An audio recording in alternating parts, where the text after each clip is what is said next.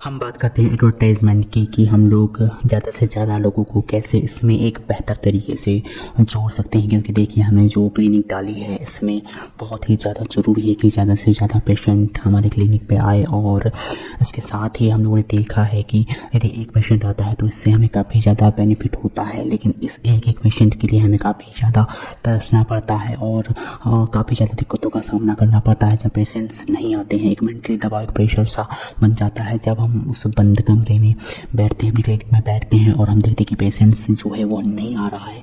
तो उस स्थिति में काफ़ी ज़्यादा मानसिक दबाव हमें झेलना पड़ता है। अब ऐसे क्या तरीके हैं कि जिससे हमारे जो पेशेंट है वह रेगुलरली हमारे पास आने लगे और उनका आना कम ना हो, एक के बाद एक पेशेंट हमसे जुड़ता चला जाए। हमें देखिए हमें ज़्यादा पेशेंट्स की ज़रूरत तो है नहीं, हमें कुछ एक पेशेंट्स की ज़रूरत है। यदि वो कुछ एक पेशेंट यदि हम ला नहीं पा रहे हैं तो ये हमारी खामी है, हमारी गलती है कि हम इस कार्य को बेहतर तरीके से नहीं कर पा रहे हैं। क्योंकि ये जो काम है इसमें हमें एक भीड़ की ज़रूरत नहीं है, हमारे लिए एक पेशेंट ही काफ़ी है। यदि सप्ताह में 2 या 3 पेशेंट भी आ जाते हैं तो इससे हमें काफ़ी ज़्यादा बेनिफिट होता है।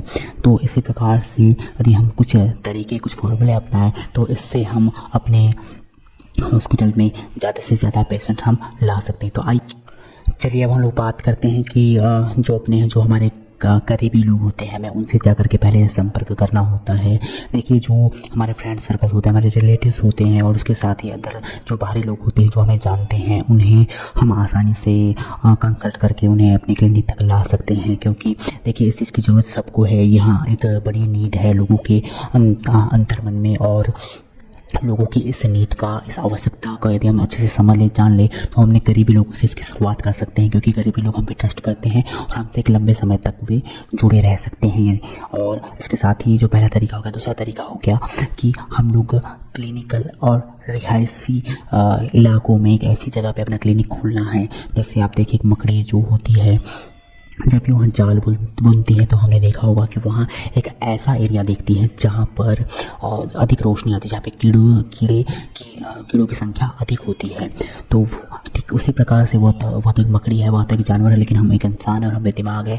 हमको एक ऐसा रिहायशी इलाका ढूंढना है जहाँ से हमारे क्लिनिक पर लोग आसानी से आ सके, जा सके और एक प्रकार से हमारा एडवर्टाइजमेंट बहुत अच्छे से हो लोग वहाँ से गुजरे जाने की दुकान किस चीज़ की है और एक दूसरे को वे बताए कि यहाँ पे इस प्रकार का ट्रीटमेंट चल रहा है, उस प्रकार का चल रहा है और लोगों के आने जाने में कोई दिक्कत ना हो। तो हमें ऐसे रिहायशी और ऐसे भीड़ भाड़ वाले क्षेत्र में अपना क्लिनिक खोलना है जहाँ पर स्वतः ही हमारा जो है एडवर्टाइजमेंट अपने आप होता रहेगा। अब जो तीसरा तरीका होता है, एक सस्ता तरीका है पर्चे बांटने का। लेकिन जो हम लोग पर्चे बांटते हैं तो लगभग 1000 से 2000 पर्चे हमको हर एक सप्ताह बांटने चाहिए। 1000 से 2000 अगर हम पर्चे बांटते हैं तो इसका फ़ायदा ये होता है कि 1000-2000 पर्चे पढ़ करके ज़्यादा नहीं तो कम से कम 2 या 3 पेशेंट भी यदि उन पर्चों को पढ़ ले तो उसमें से हमारे जो पेशेंट्स है उसकी संख्या वहाँ पर बढ़ सकती है। जो अब अगला जो तरीका है वह है दीवारों पर लिखना। काफ़ी इफेक्टिव तरीका है और ये जो तरीका है बहुत ही कारगर तरीका है। क्योंकि मैंने देखा है कि बहुत सारे जो प्रसिद्ध जो आयुर्वेद आचार्य है, जो सेक्सोलॉजिस्ट है, वो क्या करते हैं दीवारों पर जो है लिखवा देते हैं कि यहाँ पर इस चीज़ का ट्रीटमेंट चलता है, सर ये इलाज होता है, आपसे फीस नहीं ली जाएगी। एक बहुत ही भड़काऊ तरीके से, बहुत ही तरीके से वे इस चीज़ को वहाँ पर लिख देते हैं और लोग जैसे ही पढ़ते हैं उस चीज़ को तो लोग मोहित हो जाते हैं। और इसका सबसे बड़ा फ़ायदा ये होता है कि वे लोग ऐसी जगह पर लिखते हैं जहाँ से बस से गुजरे, जहाँ से ट्रेन से गुजरे, जहाँ से लोगों का आना जाना बहुत ज़्यादा हो रहा है। तो प्रतिदिन सोचिए आपको यहाँ एक सिंगल टाइम इन्वेस्टमेंट इसमें करके रखना है। ऐसा नहीं कि आपको इसमें आपको रेगुलरली खर्चा करना पड़ेगा, इसका मेंटेनेंस आपको करना पड़ सकता है, परंतु एक सिंगल टाइम इन्वेस्टमेंट है। और यह जो इन्वेस्टमेंट आप करते हैं 1 साल से 2 साल या 3 साल आसानी से आपको रेवेन्यू दे सकता है। और इससे जो है आप काफ़ी अच्छे तरीके से आप पेशेंट्स को अपने पास में जोड़ सकते हैं। दीवार पर लिखने का जो है वो चार्ज आपको पहली बार देना पड़ सकता है, परंतु ये वन टाइम इन्वेस्टमेंट है। फिर धीरे धीरे आगे चल करके आपका खर्चा जो है इसमें बहुत ही ज़्यादा कम होने लग जाता है। फिर हम लोग आते हैं न्यूज़पेपर वाला। तो देखिए, दीवार पर लिखने के बाद में अगला जो तरीका था न्यूज़पेपर होता है। न्यूज़पेपर जो तरीका होता है, अब यहाँ पे हम पेशेंट्स को देखें तो कुछ क्लासिक पेशेंट होते हैं, कुछ हाई क्लासिक पेशेंट होते हैं। तो यह जो तरीका है हाई क्लासिक पेशेंट्स को अपनी तरफ लाने का है। जो पेशेंट्स होते हैं इनके पास में पैसा पर्याप्त मात्रा में होता है, जब भी आते हैं तो यह इलाज करवाने के मूड में ही आते हैं। यदि आप पर्चे बंटवाते हैं, यदि आप दीवारों पे लिखवाते हैं या फिर आप करीबी लोगों से संपर्क करते हैं, तो ये जो तरीके होते हैं इसमें जो आते हैं कुछ होते हैं टाइम पास के तौर पे भी आ जाते हैं, या फिर कुछ कम पैसे लेके आ जाते हैं, जो कि हमारे सफिशिएंट नहीं होता है। परंतु न्यूज़पेपर्स जो भी पढ़ करके आएगा वह एक पढ़ा लिखा बंदा, एजुकेट बंदा होगा और उसे ट्रीटमेंट की बहुत ही ज़्यादा ज़रूरत होगी। ऐसे लोग बिल्कुल भी टाइम पास नहीं करेंगे, वे आएंगे अपनी समस्या में बताएंगे, जो उन्हें यदि हम दवाई लिख ली और यदि उन्हें हम तरीके से उनका एक अच्छा बेहतर ट्रीटमेंट हमने उन्हें दे दिया तो वे बहुत लंबे समय तक हमारे पेशेंट बने रह सकते हैं। और ये जितना आप चाहें उनसे आप खर्चा निकलवा सकते हैं। तो न्यूज़पेपर वाला तरीका बहुत ही बेहतरीन तरीका है। इससे हमारा जो है खर्चा है एक पेशेंट से हम काफ़ी अच्छा अपना जो है खर्चा पानी निकाल सकते हैं।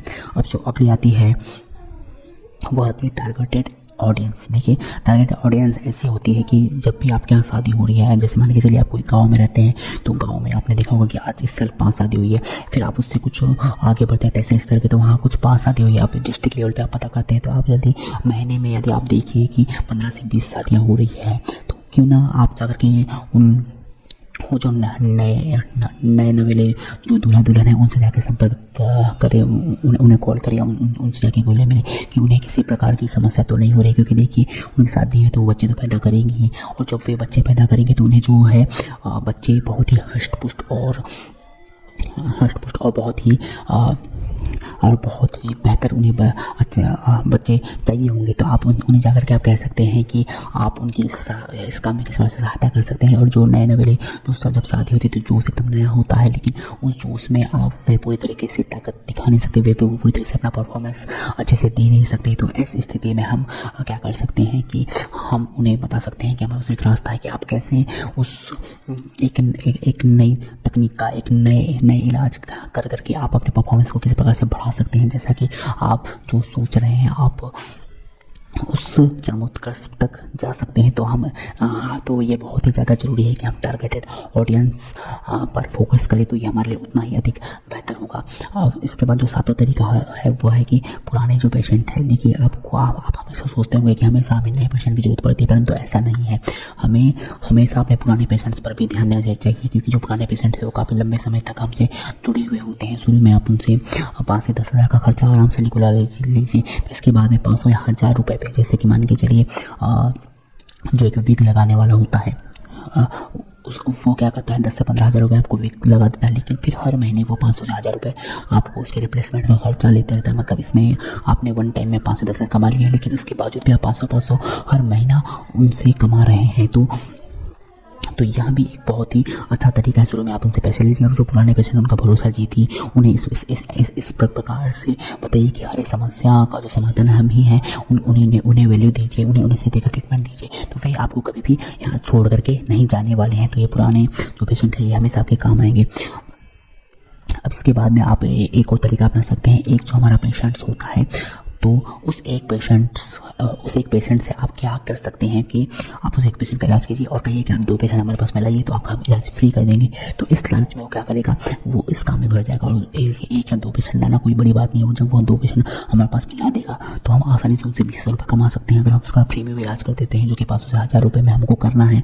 तो इस तरीके से भी हम एक पेशेंट से बहुत ही अच्छा ट्रीटमेंट दे करके उससे हम लोग फ़ायदा ले सकते हैं। और एक अभी एक बहुत ही बहुचर्चित तरीका है, 9वां तरीका मैं बताना चाहूँगा, वह है ऑनलाइन मेथड के थ्रू। देखिए ऑनलाइन मेथड का जो ज़माना है बहुत ही ज़्यादा बढ़ रहा है। लोग इंस्टाग्राम चला रहे हैं, लोग व्हाट्सअप चला रहे हैं, लोग ऑनलाइन में बहुत सारी सोशल साइट से जुड़ चुके हैं, जहाँ पर हमको एक बहुत ही बढ़िया हमारी ऑडियंस, हमारी पेशेंट्स की लिस्ट दिखती है, क्यों ना हम वहाँ पे अपना एडवर्टाइजमेंट करें और वहाँ से हम लोग इसका फ़ायदा लेने की कोशिश करें। इससे फ़ायदा, सबसे बड़ा फ़ायदा यह है कि हम इसमें जो भी काम करते हैं या वह फ्री में हो जाता है, उसमें ज़्यादा हमें खर्चा नहीं करना पड़ता। हम बहुत ही कम समय में यदि लोग शेयर करते हैं तो हम कहाँ से कहाँ तक इसमें नहीं पहुँच सकते। तो ये एक बहुत ही बढ़िया तरीका है ऑनलाइन मेथड के थ्रू, सस्ता, सुलभ, अच्छा और कारगर तरीका जो है वो ऑनलाइन मेथड के थ्रू है। आप और आपको इसके लिए डिजिटल होना पड़ेगा और आपको टेक्नोलॉजी का नॉलेज इसमें रखना पड़ेगा। और ये आपने एक तरीका सीख लिया है तो ये बहुत ही इफेक्टिव तरीका हो सकता है। अगला जो तरीका है कॉलिंग के थ्रू, देखिए बहुत सारे जो तरीके होते हैं, कॉलिंग के थ्रू भी आप कर सकते हैं। कॉलिंग के थ्रू आपको हालांकि ये परेशान करना हालांकि ये काम है, क्योंकि देखिए जिसको ज़रूरत होगा तो वहाँ खुद ही न्यूज़ पढ़ करके और एडवर्टाइजमेंट देख करके या फिर जो अपनी ज़रूरत को के हिसाब से वहाँ जाएगा। लेकिन जब हम कॉल करते हैं तो हमारे पास में जो है यहाँ एक टारगेटेड ऑडियंस नहीं होती है कि उन्हें ज़रूरत है या नहीं, हम इसका आकलन नहीं कर सकते। फिर भी यह तरीका है कि हम 100 लोगों को दिखा सकते हैं। अगर 100 लोगों में से यदि आपस में 1 या 2 बंदे भी अगर फंस जाते हैं, यदि हम फालतू यदि हॉस्पिटल में बैठे हैं तो यदि इस तरीके से करें तो देखिए इसमें कुछ होगा तो नहीं, लेकिन एक दाव एक सिट्टा यदि लग गया तो लाख का नहीं तो फिर खाक का। तो सीधी सी बात है कि 100 लोगों को आप कॉल कीजिए और उनसे पूछिए। यदि वे आपकी सहायता नहीं कर सकते तो वे अगले लोगों तक आपकी न्यूज़ को फैलाएंगे। तो इस तरीके से क्या होगा कि आप उनसे खुद से बात करेंगे तो आपसे उनके बात करने का मन होगा। और पहली बात उनकी जो झिझक है, उनका जो डर है, क्योंकि ऐसे मानो डर, झिझक और शर्म सबसे पहले हमें दूर करना पड़ता है। तो यदि हम इस तरीके से काम करें तो हम आसानी से 100 लोगों को कॉल करते हुए 2 या 3% आसानी से हम हर सप्ताह ला सकते हैं। तो ये कुछ तरीके हो गए एडवर्टाइजमेंट के थ्रू, जिसे हम बेहतर तरीके से यदि हम अपने उपयोग में लाएँ तो हम एक बेहतर तरीके से अपने ऑडियंस, अपने पेशेंट्स को अपने क्लिनिक पर आसानी से ला सकते हैं और हम बहुत अच्छा से मार्जिन कमा सकते हैं। क्योंकि सारा खेल जो है पेशेंट्स का है, उनके आने का है और उनको लाने का जो तरीका होता है वह भी हमारे पास में होना चाहिए। क्योंकि देखिए बहुत सारे क्लिनिक्स ऐसे खुल चुके हैं, लेकिन जब तक उन्हें जानकारी नहीं होगी, जब तक वो आपसे बात नहीं करेंगे, जब तक अपने शर्म को नहीं छोड़ेंगे तो तब तक वे आपकी क्लिनिक में नहीं आएंगे। तो आपको उनका डर, झिझक दूर करना है। ये मत सोचिए कि जो पेशेंट्स है वहाँ उनके पास आपको जाना है, ठीक है, उन्हें आपके पास नहीं आना है, बल्कि हमें यह कोशिश करना चाहिए कि हमें उनके पास भी जाना है। तो यहाँ कुछ तरीके हो गए जिनको अपना करके हम अपना जो पेशेंट्स की जो संख्या है वह आसानी से बढ़ा सकते हैं।